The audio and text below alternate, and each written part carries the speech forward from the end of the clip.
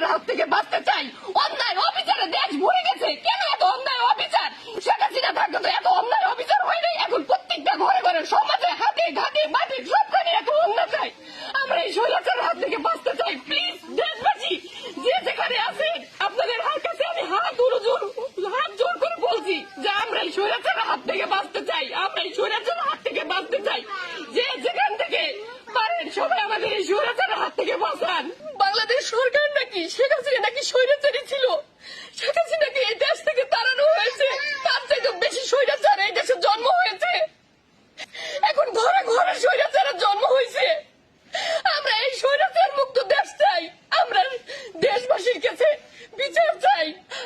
আমরা দেশের মানুষের কাছে বিচার চাই। আমরা এলাকাবাসীর কাছে আমরা বিচার চাই। কেন এত অন্যায়? কেন এত অবিচার? দেশে কি মানুষ থাকতে পারবে না?